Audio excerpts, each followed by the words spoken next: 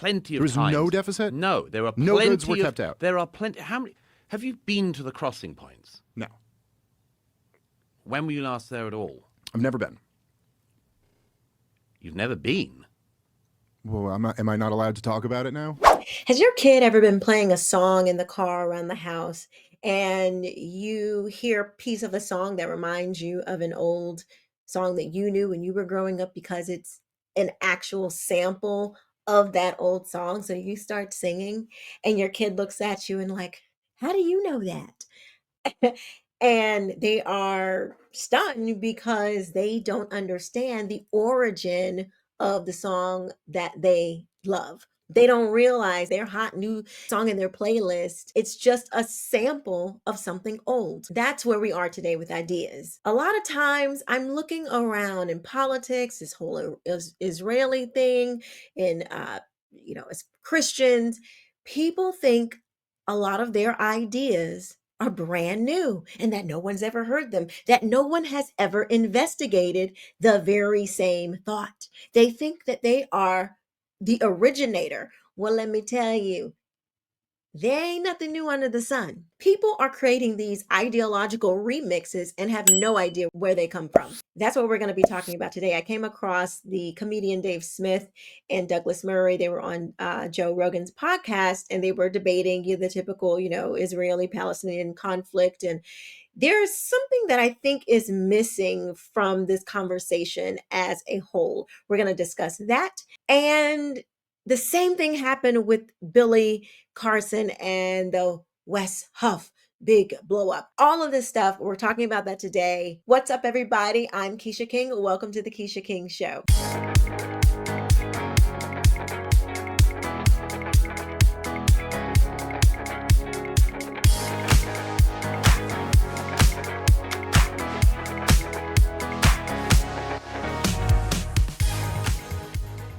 So I came across this video with Joe Rogan, Douglas Murray, Dave Smith, and they were talking about the Palestinian conflict. I think they put the full blockade around the country for the reason that they've always kind of done it there, that, yeah, they don't want too much stuff getting in. They want to keep them, as they put it, on a diet, and they don't want rockets to fly into Israel. The second one is a kind of important one, isn't it? The final one you said. It is. If the Palestinian leadership in Gaza after 2005 had not from the get-go decided to use Gaza as a stockpiling place for rockets to fire into Israel, all of it would be different. If they had just resisted the temptation that so many of us do in our lives to stop keeping RPGs in our cellars and then Katyusha rockets in our children's bedrooms, all of it could have been different. If that desire to live in peace beside your neighbors had superseded the desire to stockpile rockets, it would all be different. Yeah, or if Israel just hadn't occupied them for 60 years, it would all be different too. I mean, why is it the onus always on them? Well, you believe in self-determination, I'm sure. Yes. I believe in individual rights, yeah, sure. Okay, individual rights. And that includes the right to make bad decisions. Sure. Yes. The Palestinians in Gaza, when they voted in Hamas, made a very bad decision. Yeah, of course, and Douglas. In the years, hang on. And in the years after that, they made bad decision after bad decision. It was a very bad decision to continually fire thousands of rockets into Israel. It was a very bad decision to use what boats came in early on and to use the smuggling networks from Egypt, not to bring in supplies that you could actually build a thriving society with, but to bring in rockets. It was a very bad idea. No, there was not starvation in Gaza after 2005. No, there was no deficit of goods coming in. I've been plenty of times. There was no deficit? No, there are no goods were kept out. There are plenty. How many? Have you been to the crossing points? No. When were you last there at all? I've never been. You've never been? Well, am I not allowed to talk about it now? I've never been to. Have you ever been to Nazi Germany? Are you allowed to have feelings about them? You can't time travel, but you can. But you can travel. Okay, but so what? So what's the point? Like, no, okay. I find that lots of people have been there and agree with me, and lots of people have been there and agree with you. Yeah, but so if I don't you're know going what to spend a year and a half talking about a place, you should at least do the courtesy of visit.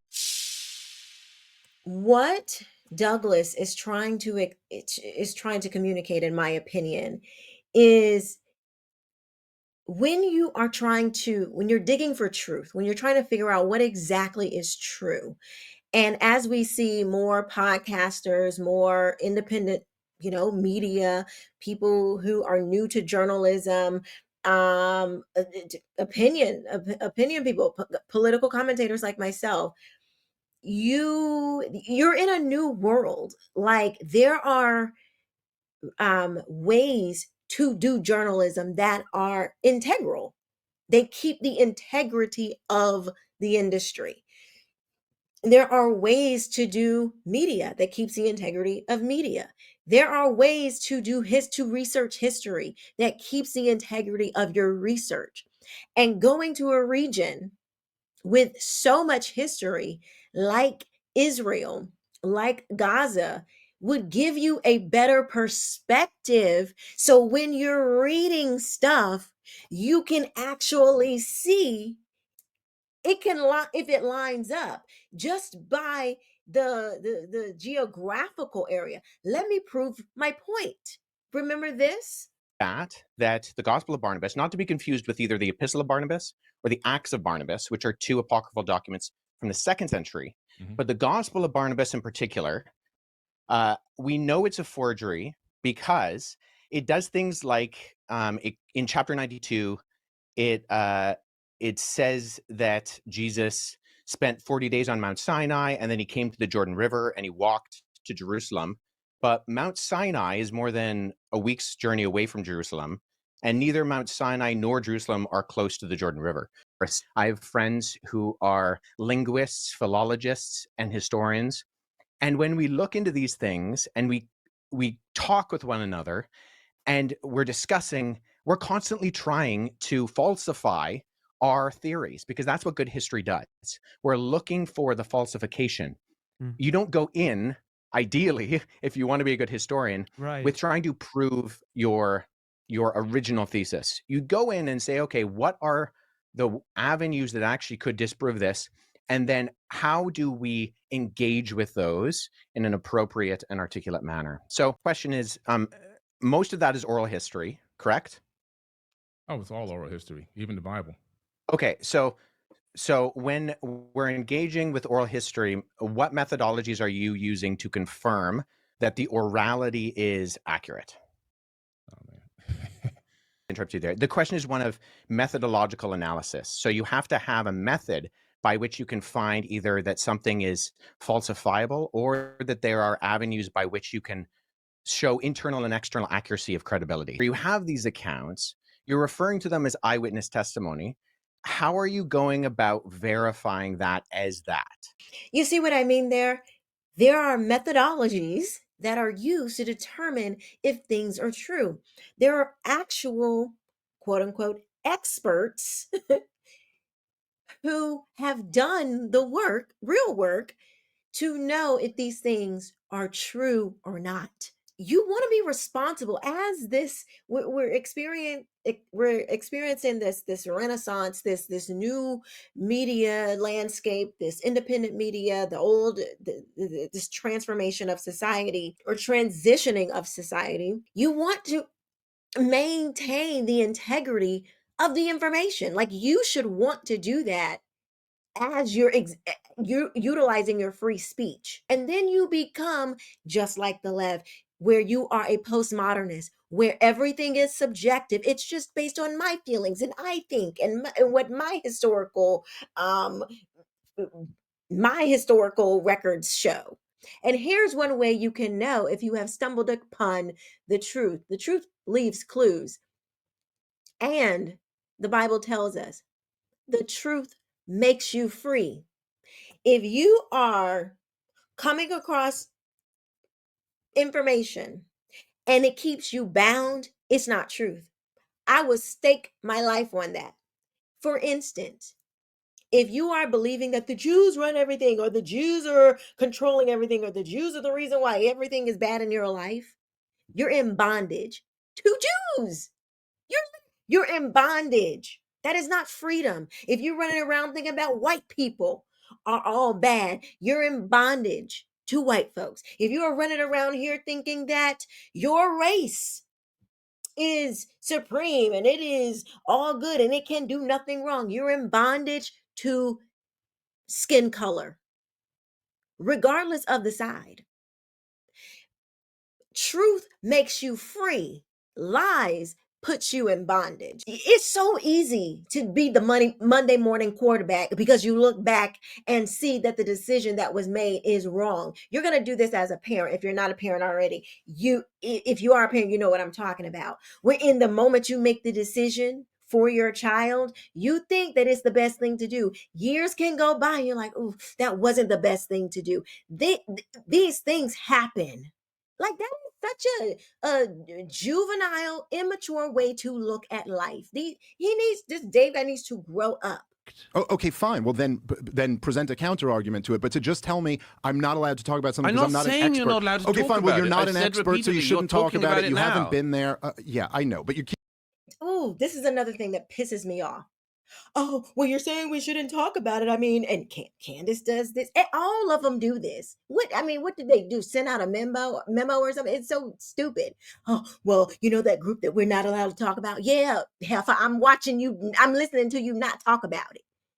I'm listening to y'all not talk about the thing that you claim you can never talk about. Over and over and over again about it. Maybe, talk to some people. If you can't go there, if you're not really that invested in it, then maybe you shouldn't talk about it all the time. Or why don't you try reading some other things that have led people who have really decided to dedicate their lives to this work? Maybe you should listen to them and incorporate some of that into your analysis. I'm an expert now because I have glasses. Okay. It is important when we are discovering new ideas, new information, because we have been lied to so much by the media, by politicians, by whomever. It is the very reason why you should uphold strict journalistic or strict moral standards, strict standards of your reporting, because we have been lied to so much. Okay? So it doesn't turn into another version of the very thing that we detest. Okay? This whole thing about the expert class, to me, there is a difference between like the expert class Inc. and people who are the experts, like for Thomas Sowell. I would not consider him a part of the expert class Inc., meaning, the mainstream media, the universities, they're not consulting him, in economics. They're not, people are looking to him because he has a view, in my opinion, that is right, but it is more sensible. It's not of the left, and the left's view has been in control for decades. But he is an expert, even though he's not a part of the expert class. He is an expert in economics. So I do think that there is a difference between you being like I believe in science, right? But I don't believe in Science Inc. And y'all know what I'm talking about. Believe the science, that's Science Inc. The expert standing before you who you can never question and all, y'all know what I've said about the expert. There is an expert class who gets called on. They write the papers and they're all in line. It's one mind. It's, they're all a part of the cult. I'm not talking about that, but there are real people that exist that have dedicated their lives to real history, but they're not a part of that class. So no one gets every single thing right, but there is a difference.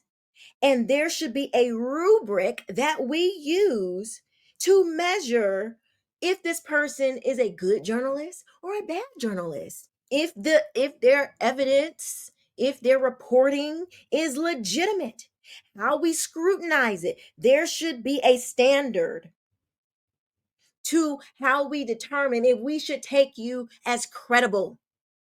There should be a standard. Yeah, you can talk about it. Just face just be willing to stand 10 toes down when everybody else is talking about it and saying, yeah, what you're doing is nonsense, because we got free speech too. And just like we don't like when the left tries to rejigger foundations with sex, man and female, female and male, I don't like it when the new right, the woke right, or the people who are not aligned with the left, they want to rejigger the foundations as well, as in what real evidence is. Just like Billy Carson, this boy, he got millions of followers. He's sitting there spewing a whole bunch of lies that are, if you just look a little bit, you could see that this guy is a fraud. But he's been on PBD, he's been on Rogan, he's been on all these podcasts influencing people to the wrong thing. So I don't want to hear anything about, oh, the culture is deteriorating. The porn industry, Candace, or I don't want to hear anything if y'all are not willing to, at very basic levels, be questioned on your evidence, so-called evidence. I'm not even like, I don't know Douglas Murray like that. Like, I don't follow him like that. I don't really know. But on this, the principle of what he's saying, it is good. It is right and good. Anyway, those are my thoughts. Let me know what you think about what I think in the comment section below. I look forward to hearing what you think about this. My stance is, as we are transitioning to this new independent media, there should be standards of excellence. We should do everything with a standard of excellence so that we can still know, we can build trust in our society. You have to have that, or this will all fail. Anyway, thank you guys so much for watching. I will see you next time. Bye-bye.